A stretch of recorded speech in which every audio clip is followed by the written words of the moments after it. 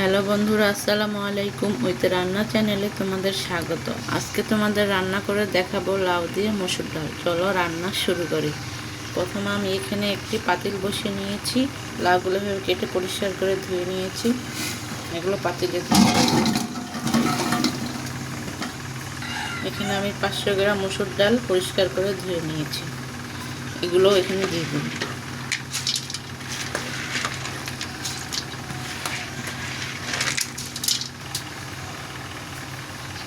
আর দিয়ে দিব পেঁয়াজ আর কাঁচামরিচ কুচি।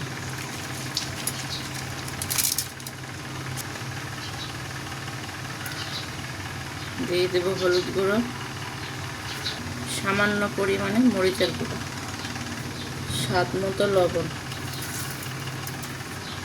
দিয়ে দেব তেল।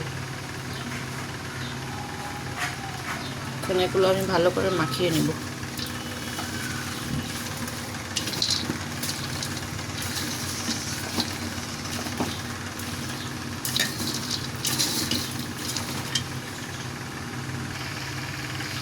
আমি ভালো করে মাখিয়ে নিয়েছি। এখন সামান্য একটু পানি দিয়ে দেব।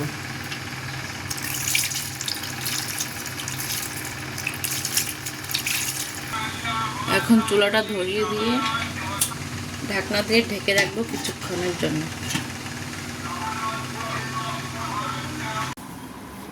চলে এলাম কিছুক্ষণ পর। এখন ঢাকনাটা তুলে দেখব। ঢাকনাটা তুলে একটু ভালো করে নেড়ে দেব, যাতে ডালগুলো নিচে লেগে না যায়।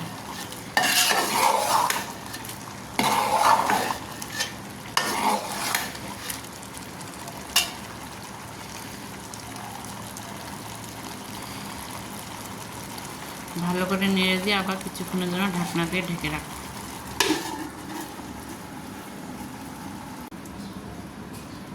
এখন ঢাকনাটা তুলে নেব।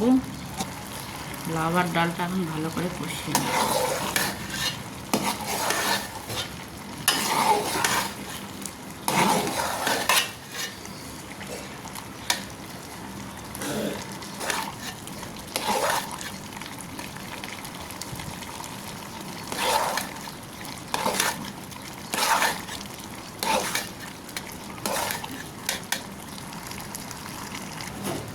এখানে সামান্য পানি দিয়ে দিব।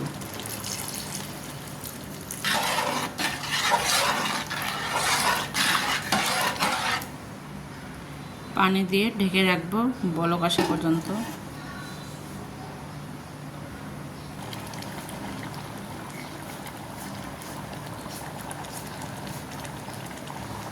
ভালো করে বলক হয়ে গিয়েছে। এখন এটা নামিয়ে আমরা এখানে বাগার দিয়ে দেব। বাগার দেওয়ার জন্য আমি চুলায় একটি কড়াই বসিয়ে দিয়েছি। কড়াইটি গরম হয়ে গিয়েছে। এখন সামান্য একটু তেল দিয়ে দেব। আমি এখানে বাগারের জন্য সামান্য রসুন কুচি, 2-3টে শুকনো মরিচ আর একটা তেজপাতা 4 টুকরো করে ছিঁড়ে নিয়েছি। এখন এগুলো তেলে দিয়ে দেব। এগুলো আমি হালকা একটু বাদামি করে ভেজে নেব।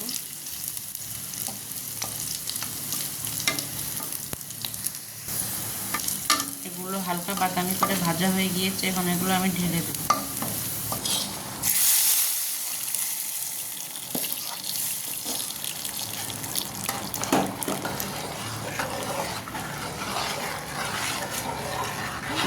ঢেলে দিয়ে একটু ভালো করে নেড়ে নেব।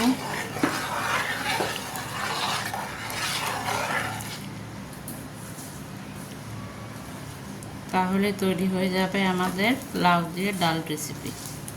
বন্ধুরা, তৈরি হয়ে গেল আমাদের লাউ দিয়ে ডাল রান্না। রেসিপিটা কেমন লেগেছে? ভালো লাগলে অবশ্যই বাসায় ট্রাই করবে। আজ তবে এখানেই শেষ করছি। ভালো থেকো, সুস্থ থেকো। আল্লাহ হাফেজ।